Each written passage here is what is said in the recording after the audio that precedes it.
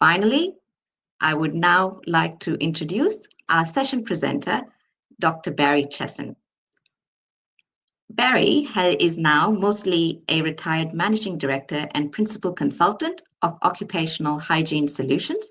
His career highlights have included a long period as manager occupational hygiene for Alcoa's WA operations, a term as senior occupational hygienist with Chevron's Australian operations, an adjunct associate professor with Edith Cowan University, a long-term role as an expert member of WA Commission for Occupational Safety and Health, and the list goes on, but I only have 45 minutes for this session.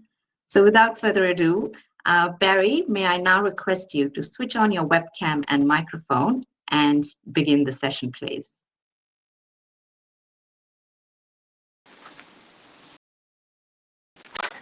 Okay, thank you very much, Sam. That's a wonderful introduction, and welcome everybody to this AIOH webinar. We've got three topics on the agenda today. They're all extremely important to us and central to what we do in many respects, not only professionally, but also in terms of how we conduct our lives. So very big welcome to you. I understand from Samira that there's something like 180 people registered, so we're absolutely delighted to have you on board for this session. Special thanks to Samira. She has done a lot of excellent background work in setting this whole thing up, so we're very much indebted to her.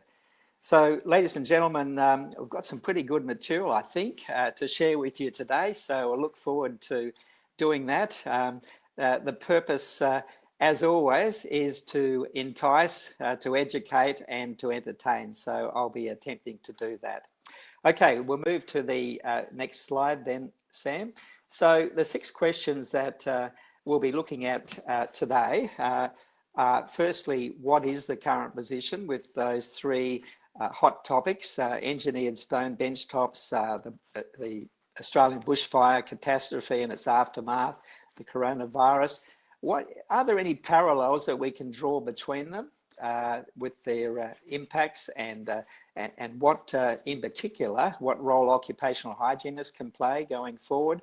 And I'd like to also cover a piece on what the Institute is currently doing, what are some of the recent initiatives, and where we might find some opportunities for improvement. Now, I will weight things a bit here because those issues that I've mentioned have varying levels of importance. They're all important, but we're dealing with greater levels of importance as we work through those 3 things. So we'll weight accordingly. We'll try the next slide now then. And this slide puts the issues in a tabular form. So we can see here engineered stone issue. As we've seen over the last 2 years, it's primarily focused on the building industry, in particular residential industry in Australia, but also in some other countries where engineered stone, benchtops and the like have become very popular, particularly in the last 10 years. In terms of media attention, that's been mainly with the ABC and the Fairfax media. They certainly highlighted this issue and it received a lot of coverage and some pretty dramatic imagery went with it as well. Relevant to occupational hygiene? Well, absolutely. It's right at the heartland of what we do. And accordingly, the AIOH has been extremely active in responding to that issue. And I'll give you some examples of that response as we go through the session today. The second challenge was really with the firefighting and the aftermath of what was, I think, the biggest bushfire season that Australia has experienced. We saw vast amounts of bushland destroyed, buildings destroyed, some human life lost, and a huge impact on flora and fauna around the country. In terms of media attention, well, it basically went worldwide. Dramatic imagery, and this drew a lot of sympathy from other countries as they saw what was being experienced, particularly in rural parts of the east coast of Australia. Is it relevant to occupational hygiene? Yes, and I hope we can demonstrate that well and truly. Yes, the Institute has been active in that area, and I'll give some examples of that. The third area, which is the big one that's impacting on everybody, just about everybody around the world actually, the World Health Organization have declared a pandemic here. Currently, there's something like 7.4 million reported cases spread across 215 countries as of a day or so ago. Something like 420,000 deaths have occurred, and that's growing by the day. Worldwide, yes, dramatic imagery. I'll show you some of the imagery shortly, but it's had a global impact, as we've seen: transmission of disease, transport, supply chains, economic implications, livelihoods. Everything is wrapped up in that one, as we can all attest to, I think. Interesting with those three topics on the screen there, that each issue has nudged the other one off the out of the way, if you like, as each issue has become bigger than the previous one. Just on the coronavirus though, now the USA, Brazil, Russia, UK, Spain, and India are rounding out the top 6. Australia currently is sitting at number 67 on the list of countries in terms of the number of cases. We sit just behind Guatemala. New Zealand is at 106th now on the list, reflecting its quite considerable success in dealing with the issue. And just as a footnote there, China has dropped to number 18 on the list. Now, I have a strong personal interest in this coronavirus thing. It was only late last year, my wife and I and our friends signed up for an Asian cruise, a Grand Asia cruise, and it was due to take off from Shanghai on the 2nd of May, visiting 8 countries and 9 ports. So pretty much along the lines of its sister ship, the Diamond Princess, and we'll come to the Diamond Princess shortly. But you can imagine when the first signs of this coronavirus were starting to be covered by the media, I was getting a bit jumpy, and certainly got onto the Princess Cruise Line and was looking to get back deposits and things like that. So I had some very interesting interactions with an organisation that was pretty much in denial at that point. The timeline on this whole issue is very important. We'll cover off on that, because you can see when we knew certain bits of information along the way and what the decision making was around the world in concert with those bits of information that were coming through. Okay, so next slide, please, Sam. So we'll start then with the engineered stone issue, and what we have here is a gentleman who became pretty much the face of the issue. He is Tahir Uzkul, and he appeared on the ABC's 7:30 report. He had accelerated silicosis and in fact needed a lung transplant, pretty dramatic and serious operation. So just looking at the image, he did describe his workplace as making him feel like a snowman. You can see the dust around the eyebrows and cheek. Interestingly enough, you can also see that he's probably been wearing a mask of some kind, but all the occupational hygienists on this call would recognise that there could be some facial fit issues with that that beard that he's got there. So, but that was a big issue carried by the media at the time. So we'll go to the next slide. And here we have a few facts of the matter. Since 2018, so there's been a surge of cases with accelerated silicosis in the stone benchtop industry. This fits with the popularity of engineered stone, which really has been around about the last 10 years, and it's finding its way now as the preferred material for so many kitchens and laundries and so on around the country with new homes. What we do know is that there's been something like 350 cases of silicosis in the country, and many of those are associated with the engineered stone. The big question really is, how did this happen? how this happened, given we've known so much about silica for so long, hundreds of years, and yet we've had this pop up. The answer seems to lie in a lack of training and awareness in that particular industry sector, that is the housing constructor sector, and also a very poor level of compliance in there. I should also point out that silica dust goes a little bit beyond chronic silicosis or acute silicosis, or even accelerated. So it's an issue that may give rise to chronic bronchitis, lung cancer, emphysema, kidney damage, and other conditions. The point about the supply here is that there are three principal suppliers in Australia. They're mentioned there, and they account for about 3/4 of the supply. There is a national class action going on at the moment because of the outcomes that have popped up around the country with silicosis, particularly accelerated silicosis. And indeed, the federal government has set up a national dust diseases task force and committed some funds to that to investigate and to carry out research.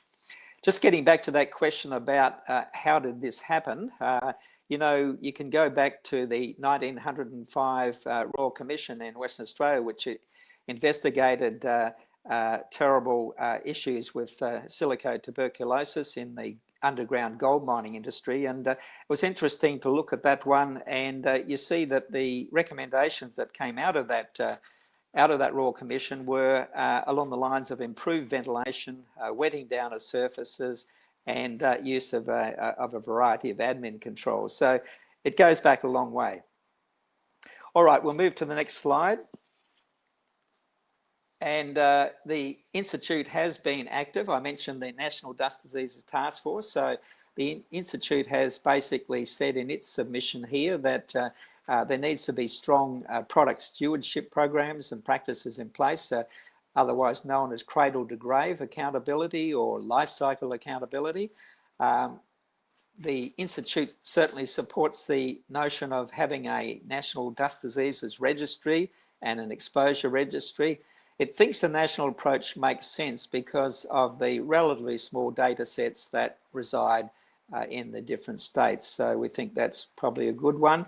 The establishment of a National Institute of Occupational Health. So there's a big push from our institute, along with other bodies that are now seeing that as a desirable way to go, with a focus on research. And then also here a recommendation that training be directed at some of the key groups that are out there, including apprentices. And we think the white card training might also be improved. Now, on that matter, Martin Jennings, who is the chair of our External Affairs Committee, has done some wonderful work. He's based in Canberra, so he's been knocking on the door of the politicians and a number of other key bureaucrats and others that may have some influence in this area. And I know that, for example, he has met with the Honourable Steve Irons, the Assistant Minister for Training, Education and Apprenticeships, and others to try and get some of this message across. The other thing that the Institute has done is to provide quite strong advocacy for the role of competent occupational hygienists and exposure monitoring and advice on control. So we think they're all critical to dealing with this issue. Thanks, Sam. So I come to, well, here's a very familiar hierarchy of controls that features in virtually every piece of OHS legislation and guidance material I can think of, sometimes called something different. But here we have classic occupational hygiene stuff, working through whether there's some elimination or substitution opportunities. Stone bench tops and the manufactured stone or engineered stone contain up to about 90% crystalline silica, so there may be some opportunities in there for lower silica content or doing something else with the manufacturing side of these things.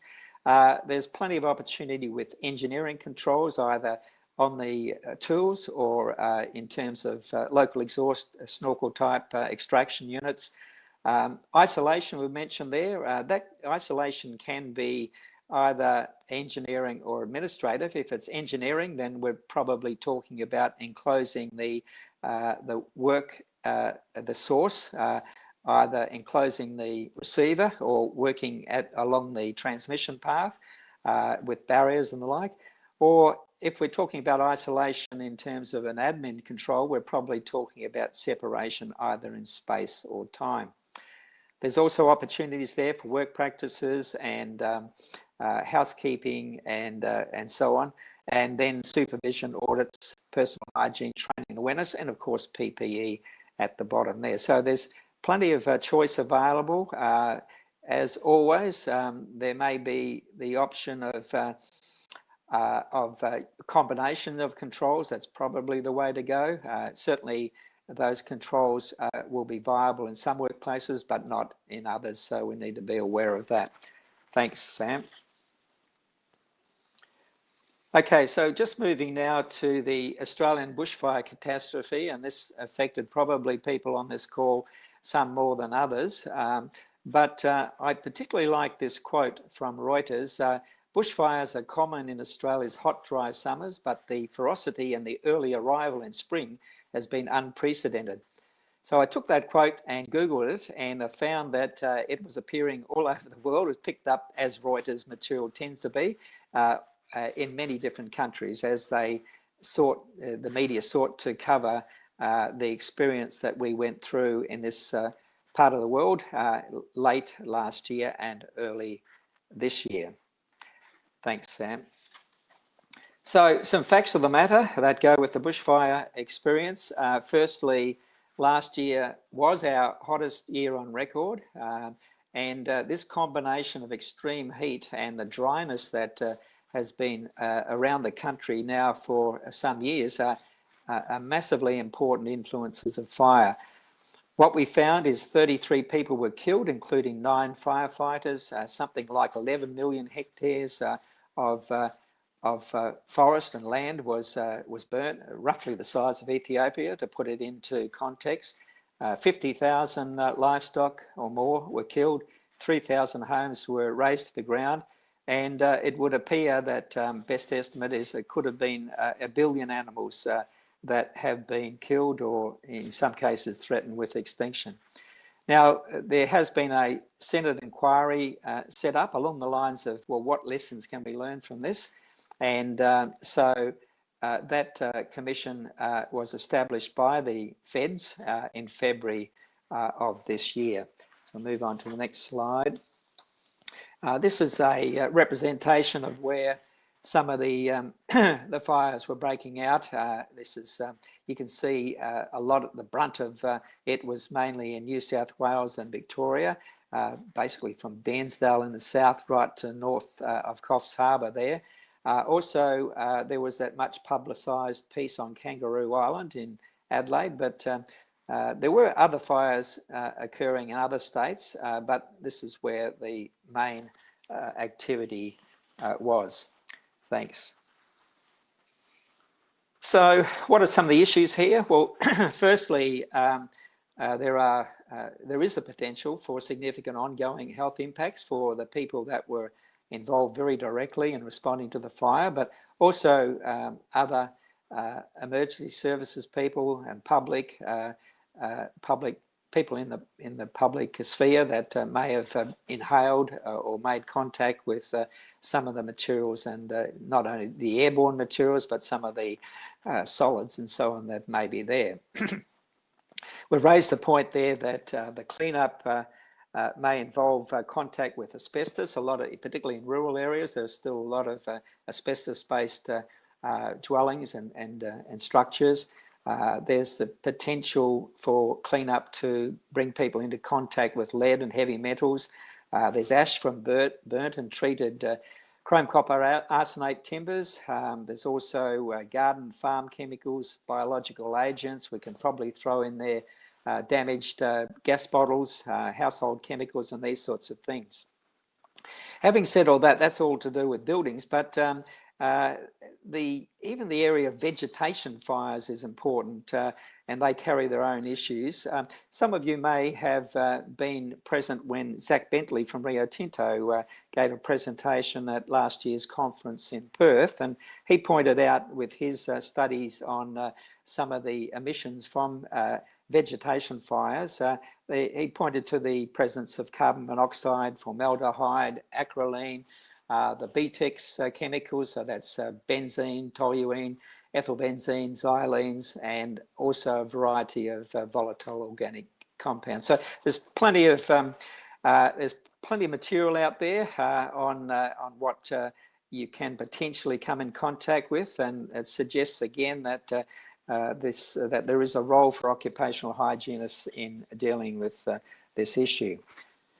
Okay, move to the next one, thanks. And here we have, with bushfires, again, we'll apply the hierarchy of controls. So elimination and substitution. This is where the fire triangle approach, a very well-established approach, comes into play. But we've also seen ground or air supplied water.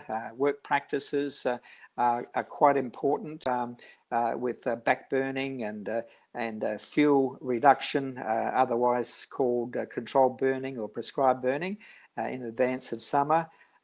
Planning guidelines, supervision, audits, checks, personal hygiene, training, of course, and then PPE. I'll just make the other comment that in the very fierce fire conditions that we saw in that last bushfire season, when the conditions are very fierce, they can give rise to updrafts of very hot air, which can in turn generate lightning strikes, which tend to exacerbate the problem. So it's a further complication there. And really the country needs to be starting to look at how it deals with the potentials for this coming spring and summer period. Okay, we'll move to the next one. So the Institute, again, has been active here back in January. The Institute did produced a press release which made the points about bushfire smoke containing a lot of toxic materials. There's potential long-term health concerns for firefighters and emergency services. So it's not just short-term stuff.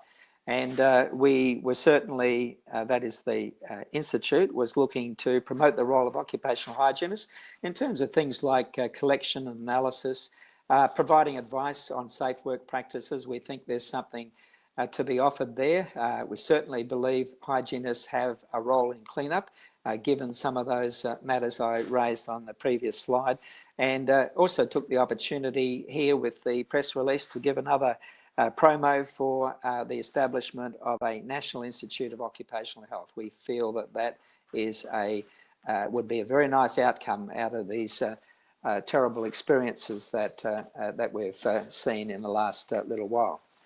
Now, I mentioned before the Bushfire Centred inquiry, so that's now been well and truly established. The team there will examine the preparation, the planning, the response, and the recovery elements. It's received 89 submissions before the cut-off date, and one of those 89 was from the AIOH, and we have a 9-page submission in there. These are easily accessible. You can Google the Senate website and get hold of that. The final point there is the report is required by the last day parliamentary sitting day of 2021. So it'll be a big report, a lot of materials in there, a lot of suggestions about how we can try to ameliorate this. Now, what the Institute recommends then is that the firefighting, sorry, we've covered that one, haven't we? Okay, so firefighting exposure be characterised through air monitoring, health surveillance with records, long-term records kept, that firefighters be issued with respiratory protective equipment appropriate to the task, supported by training and fit testing. We'll come back to fit testing later on because this is a critical one where occupational hygienists have something to offer, I think. that a workplace health and safety code of practice be drafted by Safe Work Australia in conjunction with stakeholders. We would hope that the Institute is one of those stakeholders, and that once again consideration be given to setting up a multidisciplinary National Institute of Occupational Health. All right, so the Bushfire Royal Commission has already heard some evidence, and what was pointed out to the Commission was that 80% of the Australian population was affected by smoke from fires, which burnt across 6 states in total across 6 months, so very long term. Excess hospital admissions were tracked.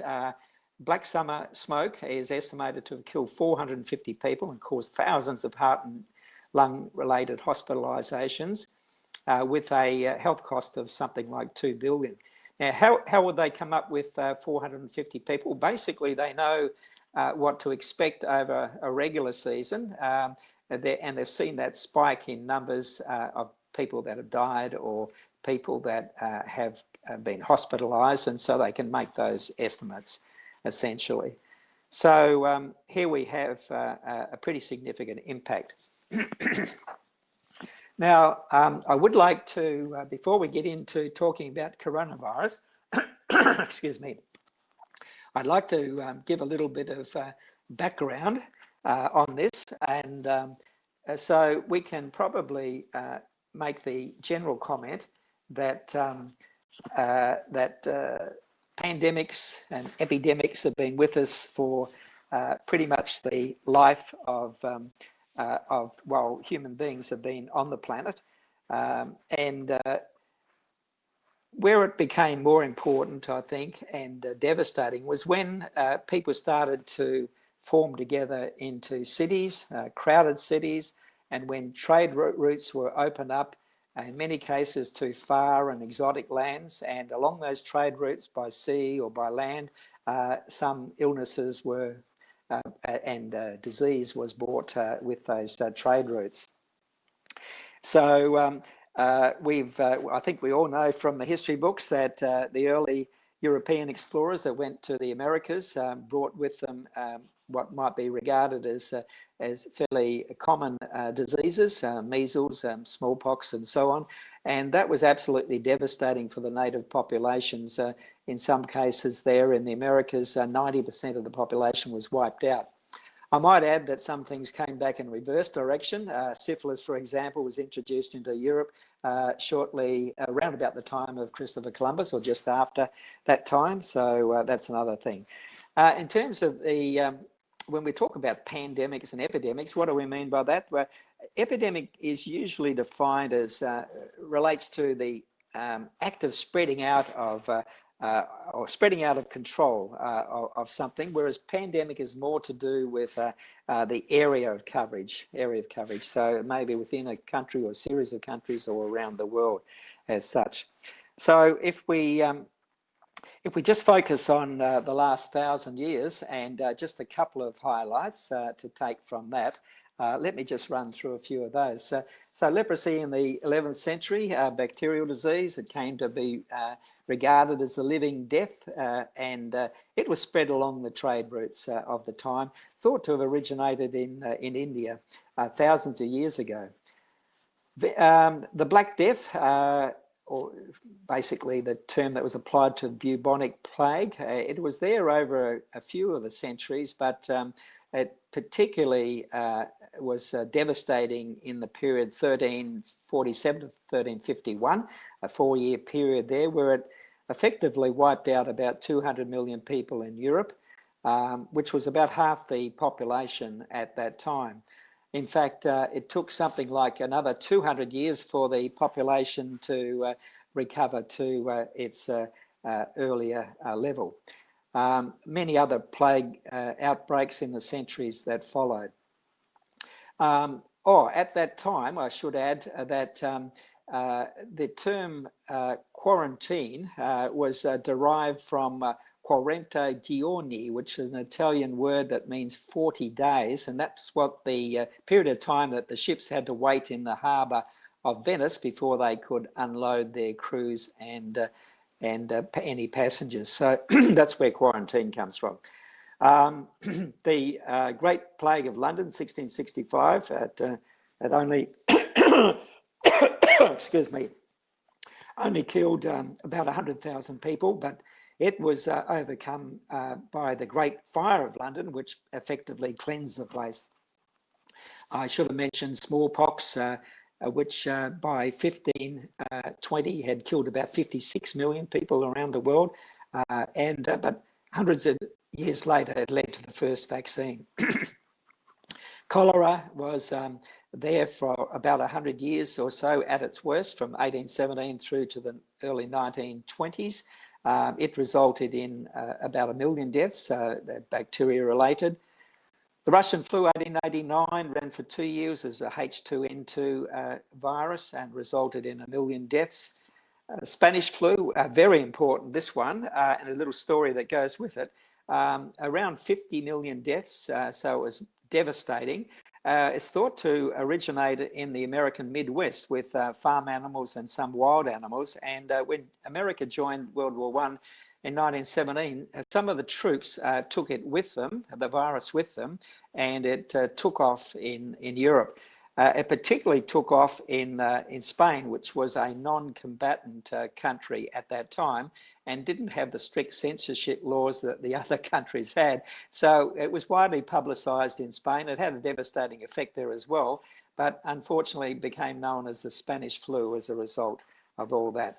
Just one other point, and that is that at the end of the war, the city of Philadelphia welcomed back the veterans returning from Europe and held a grand parade. The result of that grand parade, which impinges on social distancing and these sorts of things, was that thousands of people got and died as a result of that Spanish flu outbreak at that time. I should also mention the Asian flu, 1957, that 57, 58, they killed 1.1 million people. The Hong Kong flu, 10 years later, killed about 1 million people. Then AIDS came along from 1981. That's killed about 30 million people. And brings us to SARS in 2003. Surprisingly, SARS, that I think we've all heard about, only about 770 people were killed because of some of the actions of the authorities at that time. It tended to be fairly confined into Southeast Asia and quite well remembered. It was a coronavirus-based virus, so bats and civet cats were involved, the wild cats, if you like, were involved in that one. We've also seen MERS in 2012, 850 deaths, and Ebola. So that's a sort of a little bit of a potted history that takes us through to our current point. So we'll move to the next slide.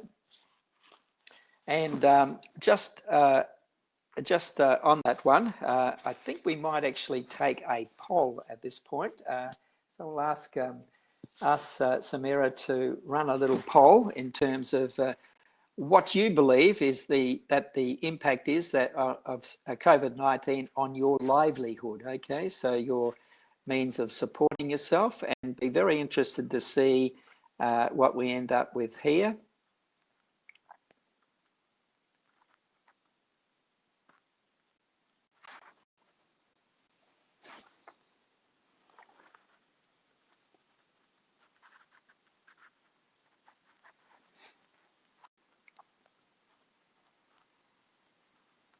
Okay, what it's looking like is very interesting. Very few people have said a very large impact. The biggest one is a small impact. And so for some people, no impact at all. So that's very interesting. Thank you for that.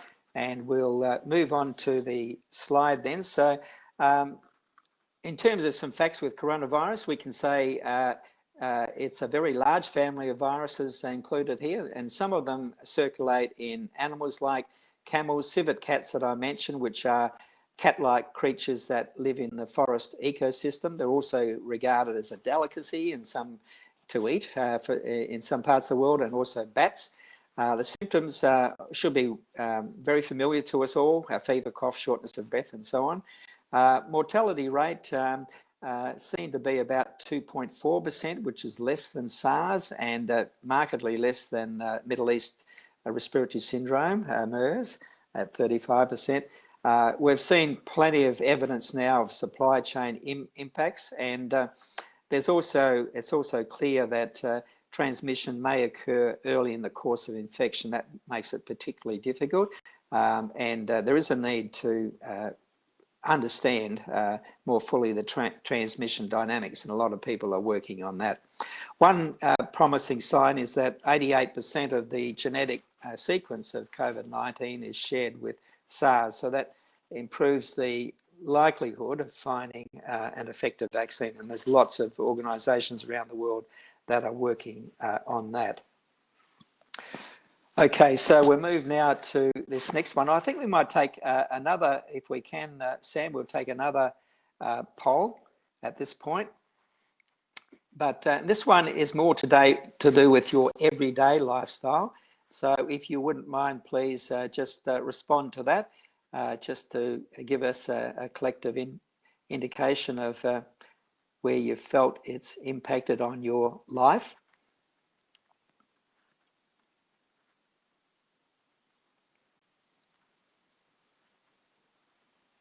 And here, vast majority of people are saying it's medium impact. For some, very large impact on their life.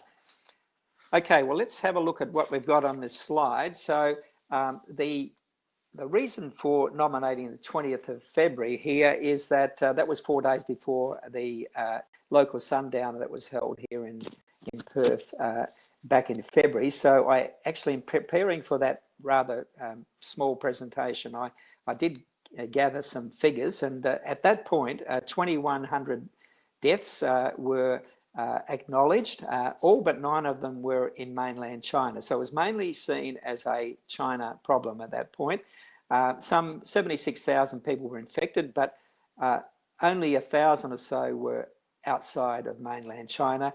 And at that point, 29 countries have had cases of the virus. And on the other hand, 10th of June, which was just 2 days ago, that number jumped up to 420,000 deaths.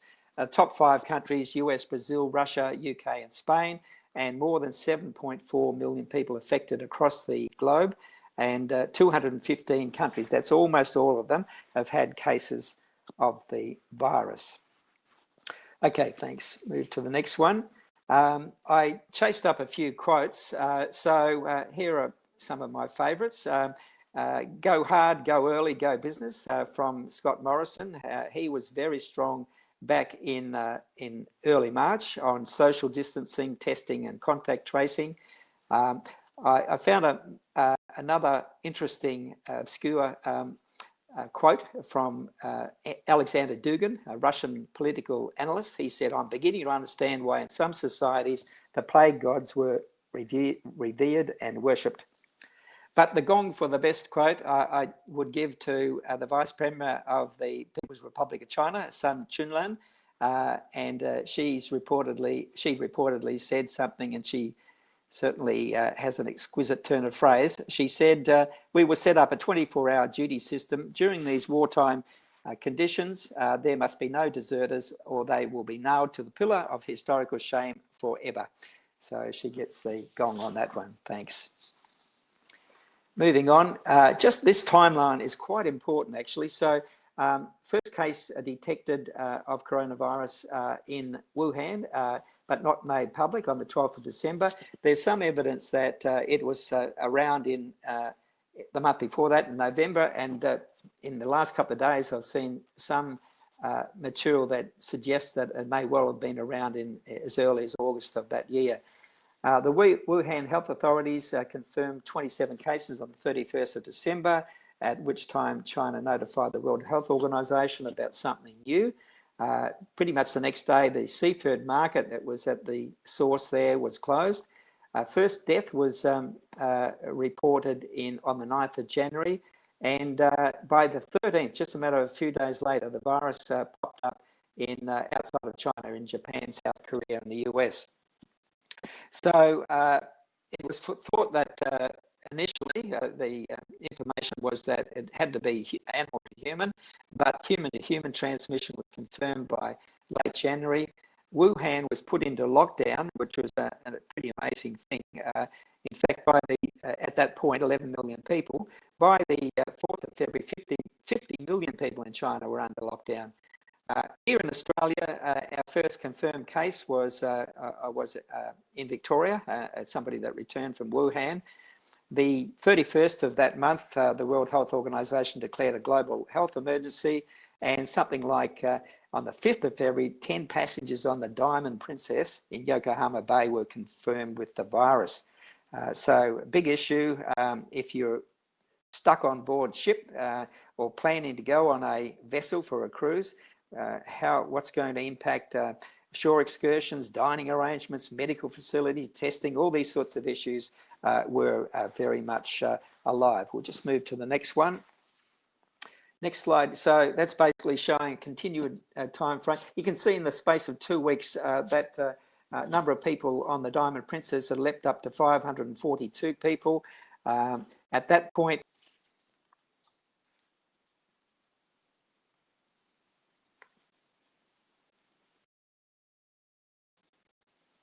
turn the webcam off. Okay.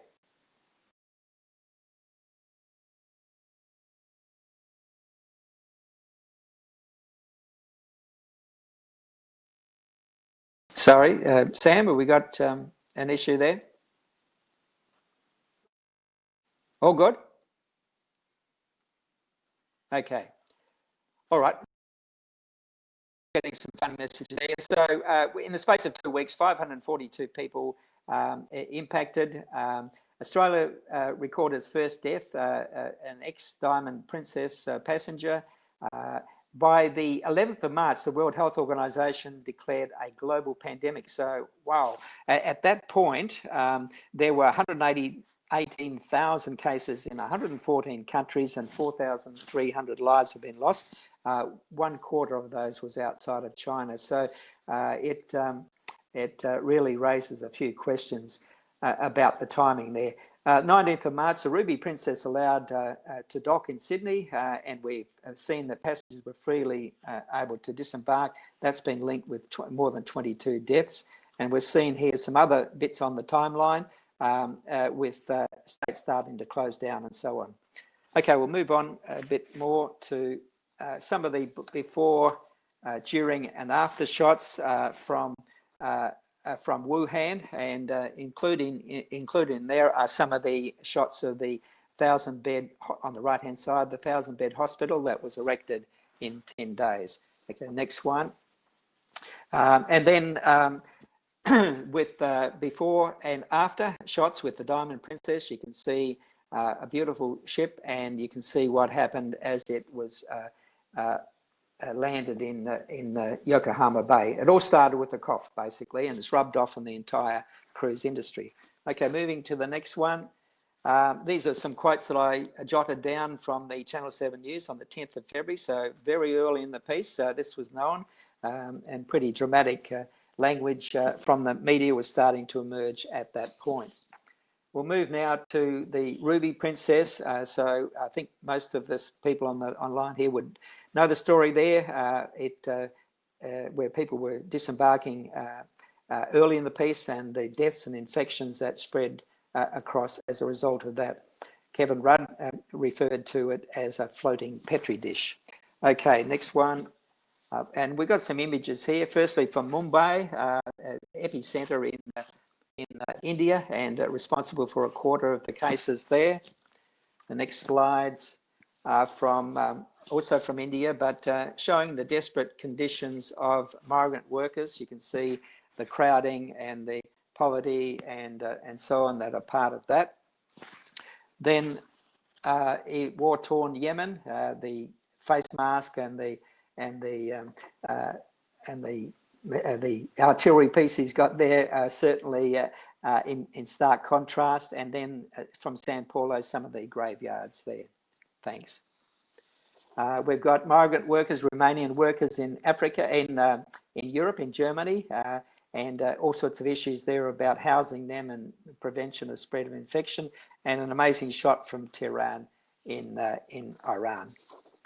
Then we have Ecuador and some of the shots there, people being carried into a public crematorium, and Mexico City also an issue. And the Philippines, and President Bolsonaro in Brazil basically has said, we're sorry for all the dead, but that's everyone's destiny. And unfortunately, Brazil now has 750,000 cases and a death toll over 40,000, second only to the US. Next slide.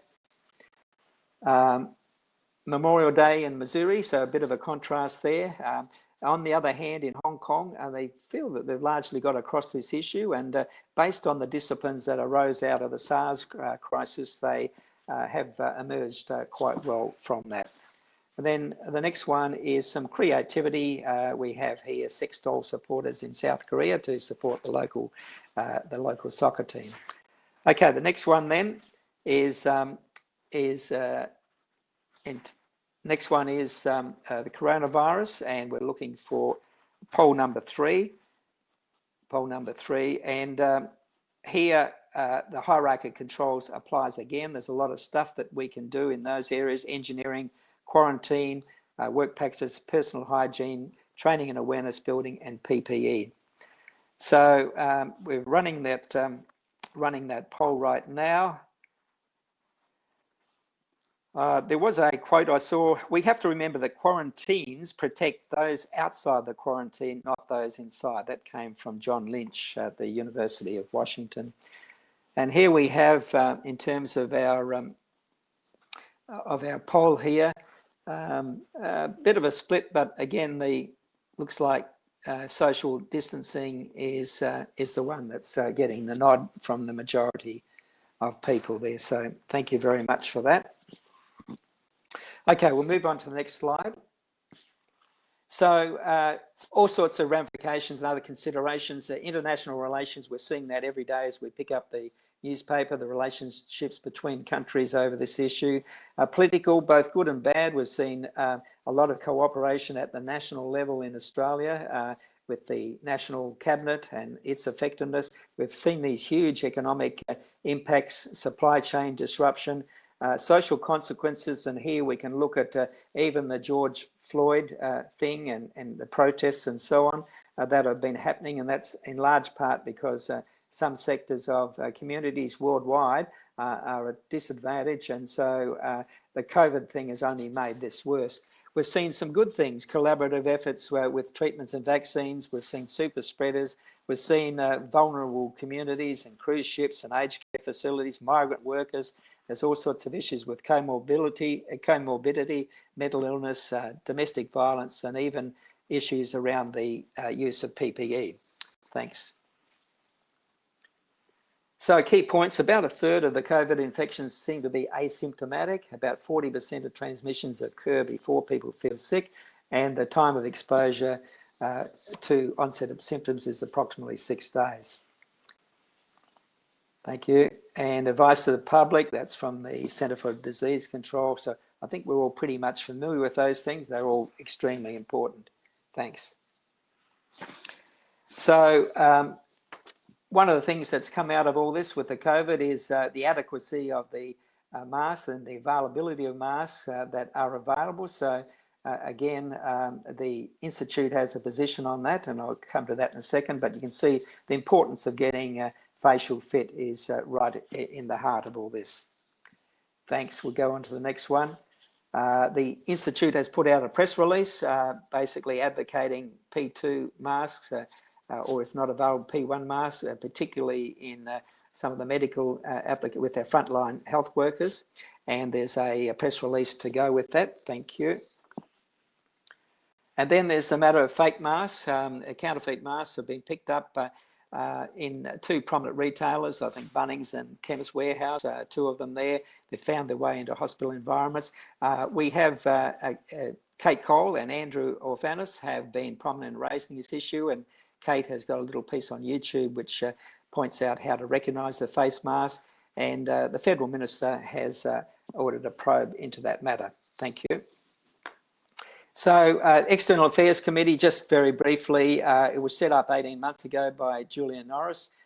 It's a very active committee looking at emerging issues and opportunities, engaging with external organisations and delivering targeted communications.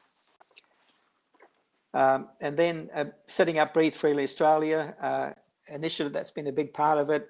Letter to the Federal Minister on long-term health consequences from exposure to bushfire smoke. There's been a fund set up to help research with that area, in that area.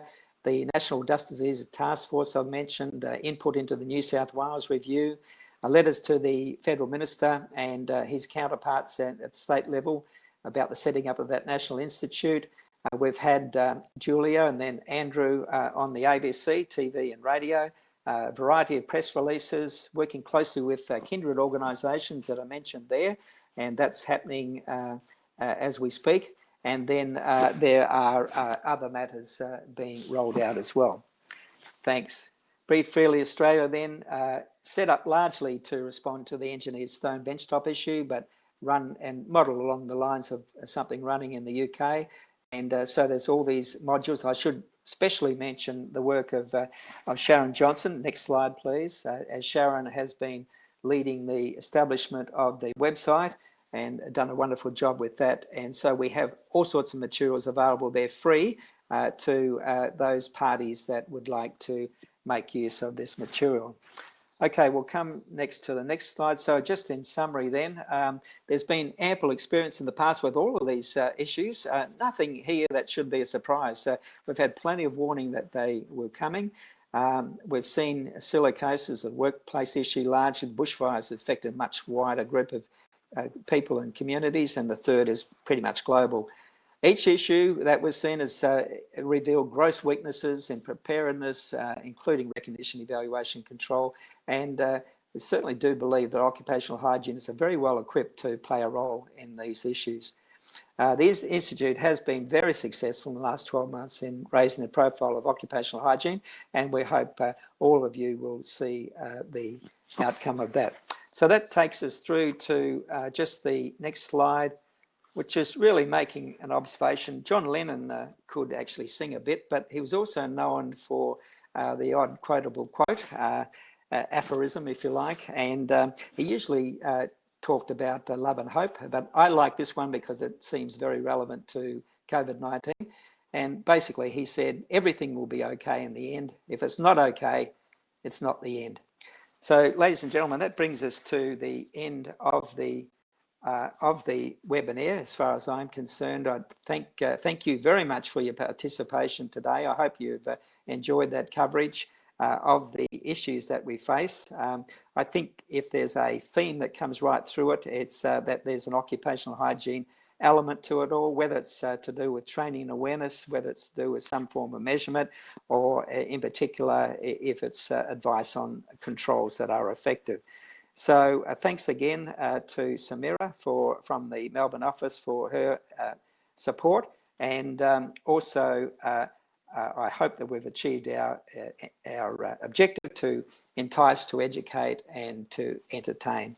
So I'll hand over now to Samira, and I'll flick off my my piece here. Thank you, Barry, and thank you everyone for participating. It was really a very enjoyable and informative session. I don't see any questions popping up in the chat poll, but if you logged in late for this webinar or you missed out a section of it, just, you know, a full recording would be available. Actually, there's a question, Barry, from Gregor asking about some comments on the UVC as a control measure in HVAC for COVID-19. Would you please answer that question? I don't know about that one. I have seen it reported in the press that there may be some opportunity there, but boy, there's been some solutions put up that have been pretty bizarre. That one may not be. That may have some validity, but hydroxychloroquine chloroquine and others that have found their way into the press. Look, I can't answer that. I'd have to research that one more properly. I have mentioned, but I don't have an answer. I'm sorry. Thank you, everyone. We hope you enjoy your weekend. Once you log off from this call, just take a few questions or answer a quick survey just to let us know how you found the webinar. Thank you. Appreciate you being on call. Have a good weekend, everyone.